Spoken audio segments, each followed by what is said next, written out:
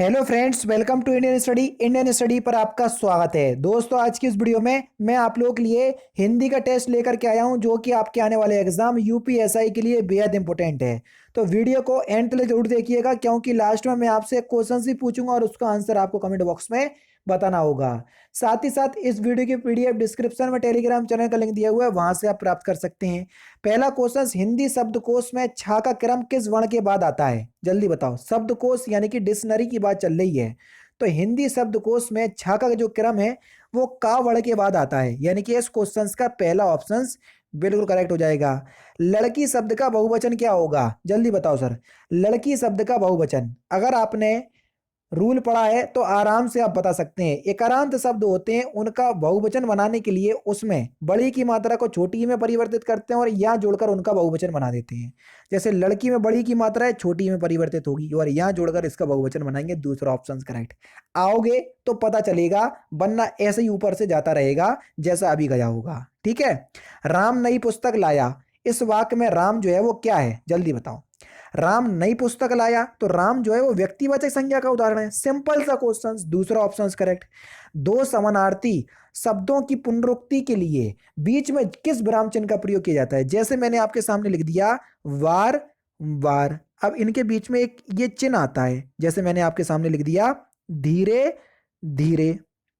इनके बीच में जो जो चिन्ह आया, ये कौन सा चिन्ह कहलाएगा? इसी को ही तो हम योजक चिन्ह कहते हैं। तीसरा ऑप्शन करेक्ट। हिंदी के शब्दों का लिंग निर्धारण किसके आधार पर होता है? जल्दी बताओ।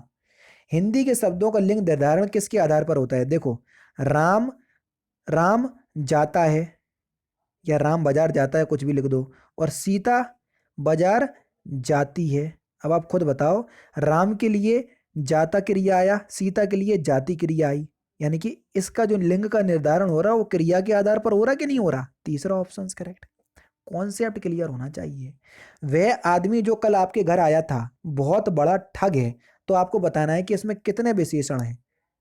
देखो, वह आदमी, वह शब्द सार्वनामिक विशेषण में आएगा। जो आपके घर आया था, आपका भी आपका सार्वनामिक विशेषण में आएगा।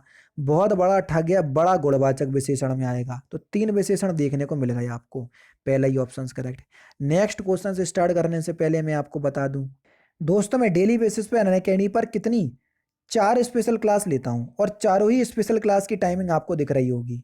मैं आपसे बार बार बोल चुका हूं कि अगर आपको मेरी कोई भी स्पेशल क्लास लेना है तो मैं आपसे कह चुका हूं कि आप चारों ही स्पेशल क्लास में मत आइए, केवल एक स्पेशल क्लास में आ जाइए। आपको पता चल जाएगा कि कितना क्वालिटी कंटेंट जो है वो मैं आपको उसमें प्रोवाइड करवा रहा हूँ। एक स्पेशल क्लास में आओगे तो पता चल जाएगा। अरे मैं तो इतना तक कहता हूं कि अगर आपको क्लास पसंद ना आए तो आप डिसलाइक कर देना और चले आना, मुझे बिल्कुल भी आपत्ति नहीं होगी। एक क्लास में तो आके देखो, अपना 15 मिनट का समय मुझे देखो, दे करके तो देखो। अगर आपको वो यूजफुल ना लगे, क्लास को डिसलाइक करना और चले आना सर। डिस्क्रिप्शन में मिल जाएगा सभी क्लासेस का लिंक। लिंक से अगर आप नहीं पहुंच पा रहे हैं तो मैं आप लोगों को रेफरल कोड या एक पूरा ट्यूटोरियल बता दे रहा हूं कि आपको किस तरीके से मेरी क्लास तक पहुंचना है। आप लोगों को सबसे ज़्यादा दिक्कत हो रही है मेरी स्पेशल क्लास लेने पे, जो रोज़ सुबह 11 बजे चलती है। आप जैसे ही अनअकैडमी पर अपना अकाउंट बनाएंगे तो आपके सामने ये विंडो खुल करके आएगी, तो आपको UP triple S C search करना है। यूपी ट्रिपल एस सी या स्टेट पीसीएस में आपको ये यूपी ट्रिपल एस सी देखने को मिल जाएगा। तो हमने ये देखो, ये मिल गया यूपी ट्रिपल एस सी, तो हमने इसको सिलेक्ट किया। सिलेक्ट करने के बाद हमने हिंदी को जो है वो सिलेक्ट कर लिया, हमको हिंदी मीडियम से पढ़ना है।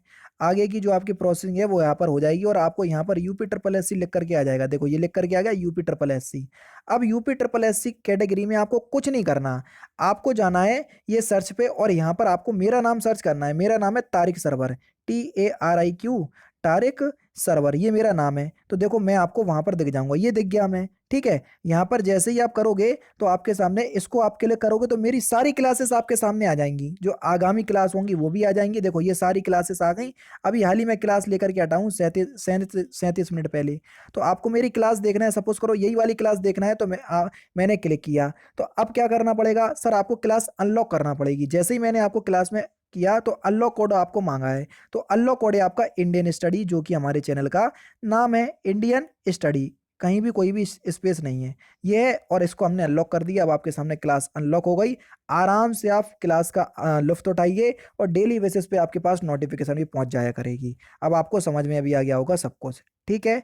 अब मिलते हैं जैसे भी आपकी क्लास होगी आप उस तरीके से देख लीजिएगा, जैसा कि मैंने आपको बताया है। नेक्स्ट क्वेश्चन से आपका किसमें आपको ऊष्म व्यंजन बताना है, क्वेश्चन नंबर 7 में। अब ऊष्म व्यंजन कौन से होते हैं? 4 ऊष्म व्यंजन होते हैं, सा हा। पहला ही ऑप्शन करेक्ट। ठीक है। शत्रु के लिए सही पर्यायवाची वाले शब्दों की पंक्ति बताइए। सही शत्रु का आपको सही पर्यायवाची शब्द बताना है। तो शत्रु का सही पर्यायवाची शब्द क्या होगा? रिपु, अरि और दुश्मन। दूसरा ऑप्शन बिल्कुल करेक्ट। जो किसी के उपकार को याद रखता हो, वाक्यांशों के लिए एक शब्द क्या होगा? जो किसी के उपकार को याद रखता हो, तो जो किसी के उपकार को याद रखता हो उसको बोलेंगे हम कृतज्ञ। यानी कि इस क्वेश्चन को दूसरा ऑप्शन करेक्ट। ग्रीस में आपको संधि विच्छेद बताना है कि ग्रीस का संधि विच्छेद क्या होगा। तो ग्रीस का संधि विच्छेद क्या हो जाएगा सर? गिरी प्लस ईस। दूसरा ऑप्शन यहां पर आपका बिल्कुल करेक्ट हो जाएगा। नेक्स्ट क्वेश्चन से आपका इसमें आपकी कौन सी संधि होगी? दीर्घ संधि। वाक्य में प्रयुक्त होने वाले अवयवों किंतु परंतु पर लेकिन मगर आदि के पहले लगने वाले चिन्ह कौन से होते हैं? जैसे राम बाजार गया किंतु वहां से सब्जी नहीं लाया, तो उसके पहले जो चिन्ह लगेगा एक अल्प विराम का चिन्ह लगता है। तीसरा ऑप्शन करेक्ट। नेक्स्ट क्वेश्चन, वन वेतान रवि शशि दिया फल वकी सलिल प्रवाह। इसमें आपको बताना है कि कौन सा रस है। तो सही आंसर आपका क्या हो जाएगा? शांत रस। तीसरा ऑप्शन यहां पर आपका बिल्कुल क्या होगा सर? करेक्ट हो जाएगा। नेक्स्ट क्वेश्चन से आपका शुद्ध शब्द छांटिए। कौन सा शब्द जो है वो शुद्ध शब्द है? जल्दी देख लीजिए, क्वेश्चन नंबर 13। तो सही आंसर आपका क्या हो जाएगा? मुमूर्ष। दूसरा ऑप्शन यहां पर आपका बिल्कुल करेक्ट हो जाएगा। व्यक्ति, वस्तु या स्थान के नाम को क्या कहते हैं? व्यक्ति, वस्तु या स्थान के नाम को सिंपल सा क्वेश्चन है, संज्ञा कहते हैं। चौथा ऑप्शन करेक्ट। निम्नलिखित में से तत्सम शब्द आपको बताना है, कौन सा शब्द जो है वो तत्सम शब्द है। Question number 18। तो सही आंसर आपका क्या हो जाएगा? साटिका। ये एक तत्सम शब्द है। साड़ी का तत्सम शब्द है। पहला ऑप्शन करेक्ट। निंदा का निम्नलिखित में से कौन सा सही विलोम शब्द है? स्तुति तो होगा, तो आपको सही वर्तनी भी पता होना चाहिए स्तुति की। दूसरा ऑप्शन करेक्ट। मुदित महीपति मंदिर आए, सेवक सचिव सुमंद बुलाए। इसमें आपका कौन सा अलंकार है? देखो माँ माँ माँ, सा। पहले में माँ वर्ण की आवृत्ति, दूसरे में सा वर्ण की आवृत्ति, अनुप्रास अलंकार हो गया। विदेशज शब्द आपको बताना है, कौन सा विदेशज शब्द है? अमीर। ये एक विदेशज शब्द है। दूसरा ऑप्शन करेक्ट।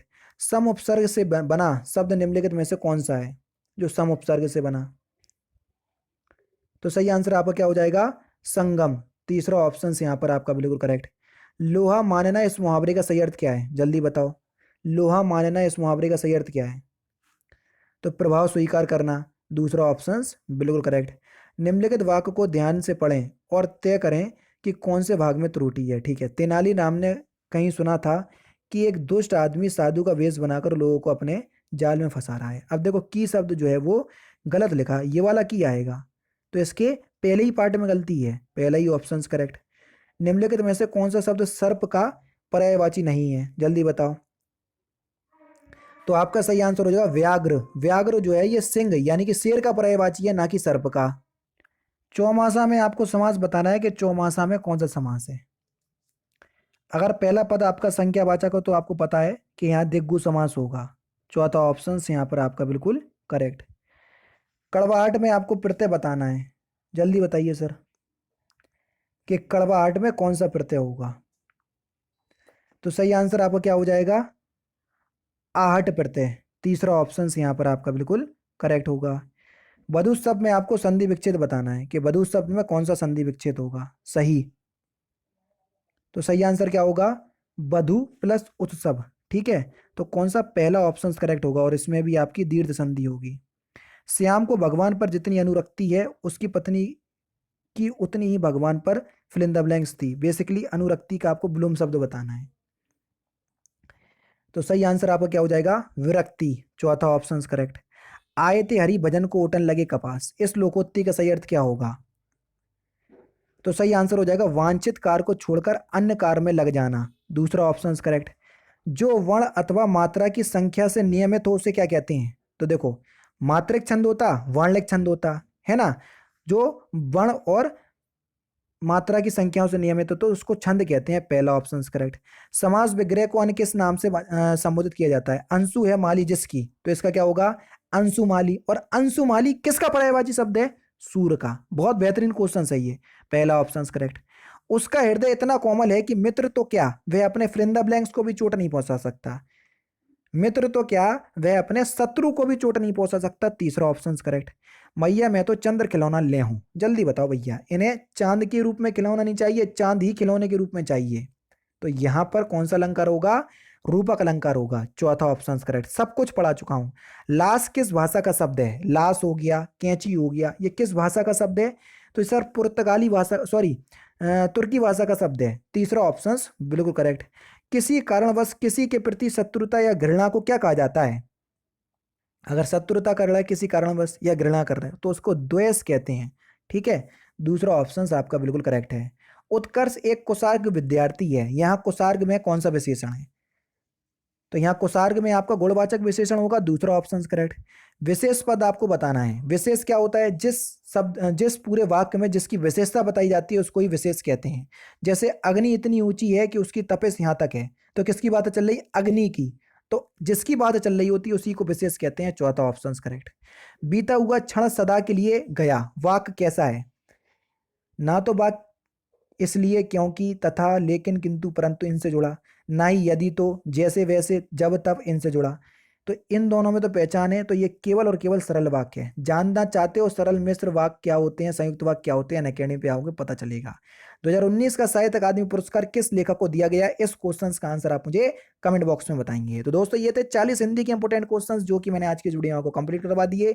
वीडियो अगर आपको अच्छी लगी हो तो प्लीज दोस्तों वीडियो को लाइक और शेयर जरूर कर दीजिएगा। तो दोस्तों फिलहाल की वीडियो में सिर्फ इतना ही। अगर आपको वीडियो पसंद आए तो प्लीज दोस्तों वीडियो को लाइक कीजिए, शेयर कीजिए और साथ ही साथ हमारे चैनल को सब्सक्राइब करना ना भूलें, क्योंकि मैं रोजाना इसी तरह की वीडियोस आप लोगों के लिए लाता रहता हूं। नमस्कार दोस्तों, जय हिंद, जय भारत।